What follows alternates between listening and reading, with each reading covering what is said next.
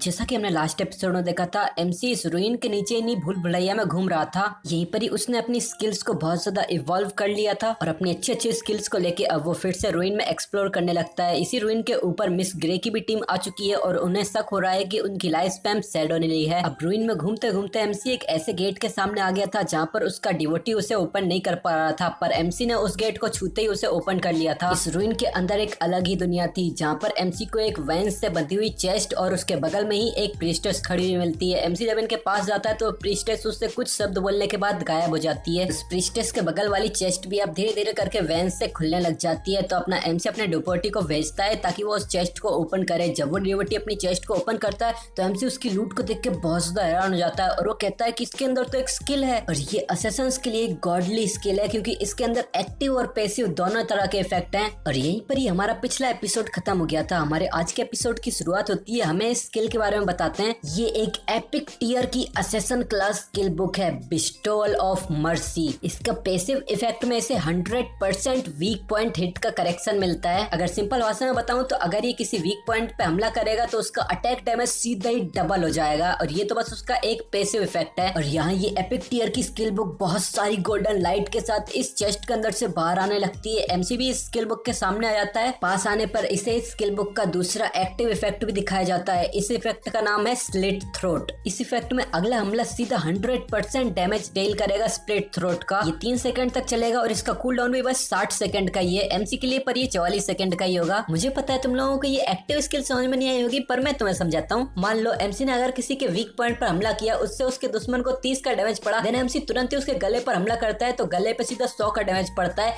तो यही 100 का डैमेज 3 सेकंड तक पड़ता ही रहेगा, सीधा 3 बार। कम से कम मुझे तो ये पढ़ने के बाद यही समझ में आया है। आई होप अभी तुम लोगों को भी समझ में आया होगा। यहाँ शैडो इन दोनों इफेक्ट्स को अच्छे से पढ़ने के बाद कहता है कि इसका पैसिव इफेक्ट मेरे दुश्मनों के वीक स्पॉट का हिटबॉक्स डबल कर देता है। पर भले ही मुझे पता है कि ये एक एपिक टियर की स्किल बुक है, पर फिर भी इसकी ये एक्टिव स्किल कुछ ज्यादा ही ग्लिची नहीं है। अगर मैंने किसी के ऊपर हमला किया तो उससे 300 का डैमेज पड़ा, तो ये 300 का डैमेज इस स्लिट थ्रोट के इफेक्ट की वजह से अगले 3 सेकंड तक 300 का और डैमेज पड़ेगा। इससे इसका टोटल डैमेज हो जाएगा पूरे 1200 का, मतलब कि सीधा 3 गुना डैमेज। ये तो अच्छा है कि इसके अंदर 60 सेकंड का कूलडाउन तो है, वरना तो ये बहुत ही ज्यादा खतरनाक हो जाती। और मेरी इंस्टेंट शैडो स्लेस बहुत सारे स्लेसेस मार के मल्टीपल अटैक्स करती है, पर ये स्लिट थ्रोट स्किल बस पहले ही अटैक को काउंट करती है। और इसके अलावा ये एक एपिक टियर की स्किल है जिसे लेजेंडरी टियर में पहुंचने के लिए बस 10 इवोल्यूशन पॉइंट्स चाहिए। ये लूट तो सच में बहुत ही ज्यादा ग्रेट हार्वेस्ट रही है। मेरा अटैक डैमेज कई गुना ज्यादा बढ़ गया है इससे।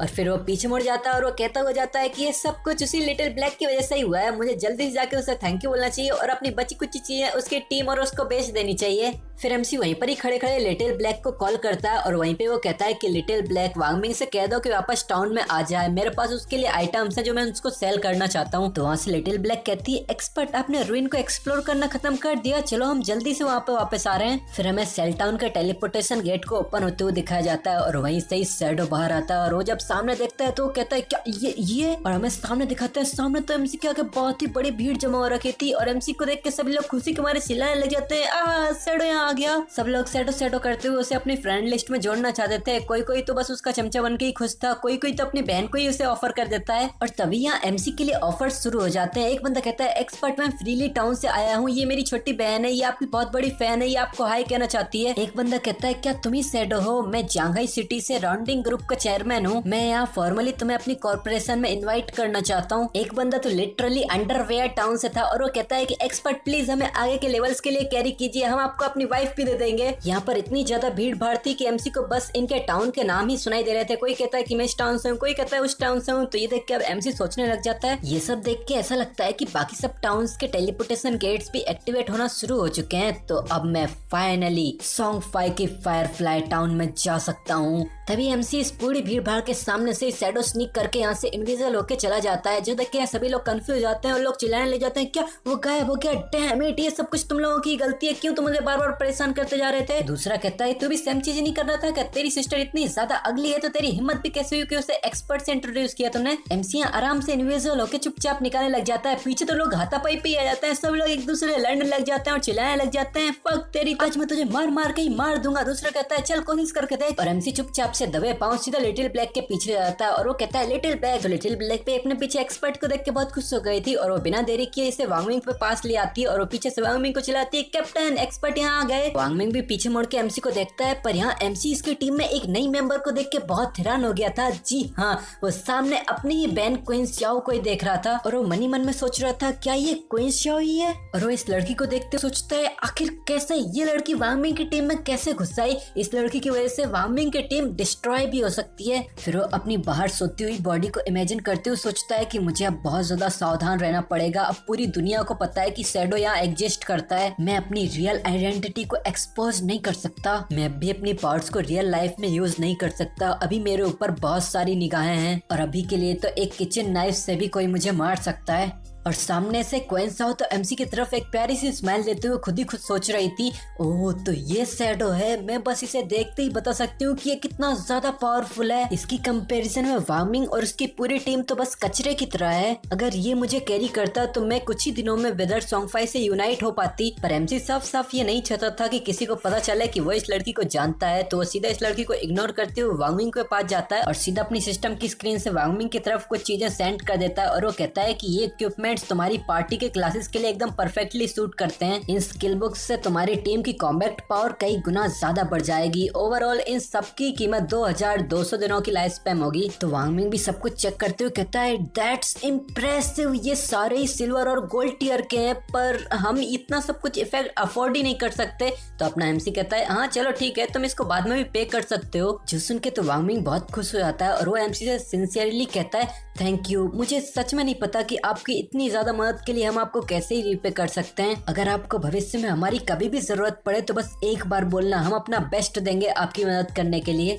अब वांगमिंग शैडो से मिले इक्विपमेंट्स और स्किल बुक को अपने टीममेट्स में बांटने लगता है। वहाँ का स्वॉर्ड मास्टर एक आर्मर पहनते हुए कहता है डैम शैडो तो बहुत ज्यादा ऑसम है, मैंने तो कभी सोचा भी नहीं था कि मैं इतनी जल्दी गोल्ड टियर का इक्विपमेंट पहन पाऊंगा। वांगमिंग एक स्किल देखते हुए कहता है ये गोल्ड टियर की स्किल है, ये तो इंसेन है, मेरा डीपीएस तो सीधा ट्रिपल हो जाएगा इससे वांगमिंग थोड़ा इमोशनल हो जाता है और वो थोड़ी सिसकियां भरते हुए कहता है कि एक्सपर्ट ने ये सब कुछ हमें उधारी पे खरीदने दिया, क्या इसका मतलब वो हम पे पूरा भरोसा करते हैं? इन्हीं के बगल में क्वीन शाओ भी बहुत ज्यादा एक्साइटेड लग रही थी, वो भी उम्मीदें लगाए बैठी थी कि उसे भी अच्छी गोल्ड टियर के इक्विपमेंट और स्किल बुक मिलने वाली है। और वांगमिंग अपनी इन्वेंटरी चेक करते हुए कहता है पर यहाँ पर कोई प्रीस्ट के लिए कोई आइटम क्यों नहीं है? जो सुन के क्वीन शाओ भी हैरान हो जाती है और वो कंफ्यूजन में कहती है जो सुन के वांगमिंग का टीममेट सीधा इसके मुंह पे कहता है यहाँ नहीं है तो मतलब है ही नहीं, वैसे भी ये लड़की लीच की तरह हमारा एक्सपीरियंस ही चूसा जा रही है। पर क्वीन शाओ इसकी बात नहीं मानती और तुरंत शैडो के पास जाती है और वो कहती है हेलो एक्सपर्ट, मैं वांगमिंग की टीम की प्रीस्ट हूँ, क्या आपके पास मेरे लिए कोई इक्विपमेंट या कोई आइटम है? और वो बिना एमसी का जवाब सुने सीधे ही उसको फ्रेंड रिक्वेस्ट भेज देती है ताकि वो फ्रेंड लिस्ट के थ्रू इसको आइटम सेंड कर सके। और एमसी जब ये नोटिफिकेशन देखता है कि प्लेयर लिटिल ग्रेसफुल उसे फ्रेंड की तरह ऐड करना चाहती है तो कुछ नहीं करता। और यहीं पे ये लड़की जब एमसी की तरफ देखती है तो बहुत हैरान हो जाती है और हमें यहाँ एमसी को दिखाता है उसने तो अपनी शैडो स्नीक को एक्टिवेट कर लिया था, वो बस इस लड़की की आंखों में बिना किसी इमोशंस के घूरे ही जा रहा था। और अगले ही पल बिना कोई जवाब दिए एमसी अपनी शैडो स्नीक का इस्तेमाल करके यहाँ से चला जाता है, जो देख के लड़की बहुत कंफ्यूज जाती है। एमसी की आंखों में देख के तो इस लड़की के भी पसीने छूटने लग जाते हैं और वो फिर भी अपनी कांपती आवाज में कहती है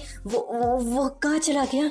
वांगमिंग पीछे से एक स्मेल देते हुए कहता है इस बार शायद से उसके पास कोई प्रीस्ट के आइटम नहीं होंगे, तो अगली बार अपना लक ट्राई करना। वांगमिंग के टीम का वही बंदा फिर से कहता है मुझे तो ऐसा लगता है कि उन्होंने जानबूझ के इसे इग्नोर किया है। पीछे से लिटिल ब्लैक कहती है कि शैडो का आना जाना बिल्कुल ड्रैगन्स की तरह है, ये सच में कितना ज्यादा कूल है। दूसरी तरफ शैडो अपनी शैडो स्नीक का इस्तेमाल करके दूसरे विलेजेस में टेलीपोर्टेशन वाली जगह पे ही आ जाता है और वो सोच रहा था कि एक्चुअली मेरे पास प्रीस्ट के लिए एक गोल्ड टियर की स्टाफ मेरे बैग में पड़ी हुई है और इसके साथ साथ मेरे पास एक गोल्ड टियर की स्किल बुक भी पड़ी है प्रीस्ट के लिए, पर मैं इतनी कीमती चीजों को क्वीन शाओ को क्यों ही देने लगा? फिर वो इसी बिल्डिंग के अंदर जाने लगता है और वो सोचता है जैसे जैसे मैं आगे प्रोग्रेस करता जाऊंगा वैसे वैसे मेरे पास ढेरों अनयूज्ड स्किल बुक और इक्विपमेंट पड़े ही रहेंगे, इन्हें एक एक करके बेचना तो बहुत ज्यादा टाइम का वेस्ट होगा। पर वांगमिंग के बैकग्राउंड में अथॉरिटीज का सपोर्ट है, इसीलिए वो एक परफेक्ट पर्सन है जिसे मैं बल्क में अच्छे से अपना सारा सामान बेच सकता हूँ। और इसके साथ साथ मुझे क्वीन शाओ को रिप्लेस करने के लिए वांगमिंग की टीम के लिए एक अच्छा प्रीस्ट ढूंढना पड़ेगा, वरना वरना हो सकता है कि ये लड़की मेरी अथॉरिटीज के साथ कॉर्पोरेशन में कुछ न कुछ रोड़ा बन जाए। फिर उसे एक लड़की का नाम याद आता है और वो सोचता है अरे हाँ, मुझे जल्द से जल्द लिटिल सू को ढूंढना पड़ेगा। फिर वो हमें बताता है कि मेरी पिछली जिंदगी में गु यी सुए गॉड स्लेयर गिल्ड की फॉर्मर मैनेजर थी और इसके पास भी एक हिडन प्रीस्ट की क्लास है और इसकी क्लास का नाम है व्हाइट एवेंट प्रीस्टेस। और इस क्लास के साथ एक सफेद चिड़िया भी आती है जो कि हीलिंग कर सकती है और ये बफ भी क्रिएट कर सकती है किसी के ऊपर। और मेरे ख्याल से ये इकलौती ऐसी प्रीस्टेस थी जो अकेले के दम पे एपिक टियर के बॉसेस को मार सकती थी। फिर एमसी अपने टाउन के टेलीपोर्टेशन फॉर्मेशन के पास आ जाता है और वो उसकी तरफ हाथ बढ़ाते हुए सोचता है कि अगर मैं ध्यान से सोचूं तो लिटिल सू भी सॉन्गफाई की तरफ फायरफ्लाई विलेज में ही थी ना। फिर वो हंसते हंसते सोचता है कि ये तो एकदम परफेक्ट है। फिर उसके सामने फायरफ्लाई विलेज के लिए टेलीपोर्टेशन सर्कल ओपन हो जाता है और वो यहाँ सोच रहा था कि अगर मैं यहाँ फायरफ्लाई विलेज में लिटिल सू को ढूंढ पाता हूँ तो मैं उसे सीधा ही वार्मिंग की टीम में ज्वाइन करवा दूंगा। फिर एमसी के पास एक नोटिफिकेशन आती है कि तुम फायरफ्लाई टाउन में टेलीपोर्ट हो रहे हो। एमसी थोड़ी देर में टेलीपोर्ट हो जाता है सीधा ही फायरफ्लाई टाउन में, जो कि किसी रेगिस्तान की तरह लग रहा था। पर यहाँ बिल्कुल भी एमसी की विलेज की तरह भिंडी बाजार नहीं लगा हुआ था, यहाँ चारों तरफ शांति थी। तभी एमसी के पास कुछ लोग टेलीपोर्ट हो जाते हैं और ये लोग बहुत गुस्से में लग रहे थे क्योंकि ये मरने के बाद यहाँ टेलीपोर्ट हुए थे और ये लोग गुस्से में बात कर रहे थे कि चलो जल्दी करो, उस सिल्वर बॉस की हेल्थ आधी से भी कम बची है, हम किसी और को अपना किल चुराने नहीं दे सकते वरना हमारी ये मौत तो फालतू ही जाएगी। दूसरा कहता है डक, वो कमीना सॉन्गफाई अपने साथ इतनी सारी फैन गर्ल्स को ले आया है, आखिर उनके साथ कौन ही कम्पीट कर सकता है। मैं सच में ये जानना चाहता हूँ कि आखिर इतने छोटे से सेलिब्रिटी के पास इतनी सारी कम दिमाग की फैंस कहाँ से आ गई। पहला कहता है मैं उस बंदे को अब और नहीं झेल सकता, आज तो मैं उस प्रीटी बॉय को मार के ही रहूंगा। जो सुन के सैडो सोचता है लो भाई, यहाँ आके तो इतनी जल्दी मुझे सॉन्गफाई के बारे में क्लूज मिल भी गए। फिर हमारा सीन चेंज होके किसी बंजर सी वैली में आ जाता है जहाँ पर अपना सैडो भी आगे बढ़ रहा था और वो आगे चलते चलते बताता है कि एक लेवल 5 का एरिया है वेलिंग वैली। यहाँ पर एम्ब्रीफाइट्स एंड सेकल्स जैसे मॉन्स्टर हैं।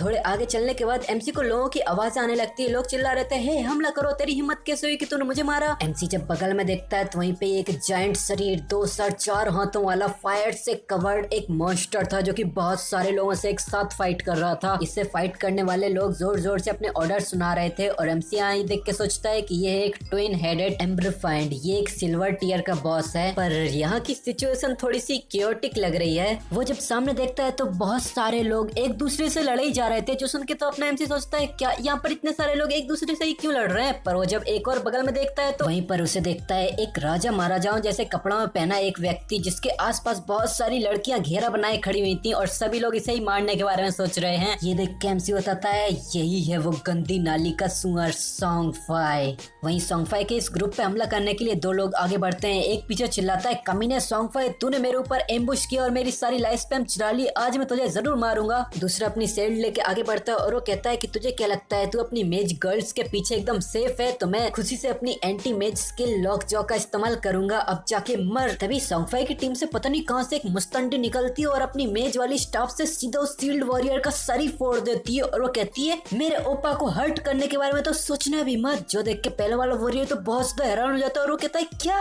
एक मेज गर्ल के पास इतनी ज्यादा ताकत कैसे हो सकती है। अपना एमसी यहाँ बताता है कि सॉन्गफाई के पास मेज की क्लास है और उसके पास एक टाइटल है हेवन डिफाइंग मेज गॉड। मेरी पिछली जिंदगी में इसने बहुत सारी फैन गर्ल्स को ट्रिक करके मेज क्लास चूज करवाई थी। फिर इन लड़कियों के पास जितने भी कोई इक्विपमेंट, स्किल बुक्स या कुछ भी आता तो ये अपनी पावर बढ़ाने के लिए सब कुछ तुरंत ही ले लेता था। पर सिर्फ मेजेस से ही कोई टीम बनी नहीं रह सकती, इसीलिए इनकी फैन गर्ल्स एक सॉल्यूशन लेके आती हैं, जहाँ कुछ मेज गर्ल्स ने अपने एट्रीब्यूट पॉइंट्स को इंटेलिजेंस में लगा दिया ताकि वो ग्लास कैनन मेजेस बन सकें। कुछ ने अपने सारे एट्रीब्यूट पॉइंट्स को एजिलिटी में डाल दिया ताकि वो डिस्ट्रप्शन मेजेस बन सकें। कुछ ने अपने सारे एट्रीब्यूट पॉइंट्स को हेल्थ में डाल दिया ताकि वो सबके लिए मीट सीड्स बन सकें। वहीं वो लड़की अपनी स्टाफ को आगे करते हुए कहती है अब तुम सब लोग मेरी स्टाफ खाओ। और अपना एमसी इस लड़की को देखते हुए बताता है कि कुछ लोगों ने अपने सारे एट्रीब्यूट पॉइंट्स को स्ट्रेंथ में डाल दिया ताकि वो बैटल मेजेस बन सकें और ऐसे लोग अपनी स्टाफ से ही हमला करते रहते थे। शुरुआती दौर में तो ये सभी लोग बहुत ही ज्यादा डोमिनेंट थे, ये चारों तरफ प्लेयर्स से लाइफ स्पैम चुराते रहते थे, यहाँ कोई भी इन लोगों को रेसिस्ट कर ही नहीं सकता था। पर ऑफ कोर्स जैसे जैसे ये गेम प्रोग्रेस करता गया इसकी ज्यादातर फैन गर्ल्स आराम से मरती चली गई। और अब तुम लोगों को अगर ये वीडियो पसंद आई है तो वीडियो को लाइक करना, क्योंकि ये एपिसोड यहीं पर ही खत्म हो जाता है। अब तुम लोग कमेंट सेक्शन में बताओ कि ये एपिसोड तुम लोगों को कैसा लगा है और अब मिलेंगे तुमसे नेक्स्ट एपिसोड।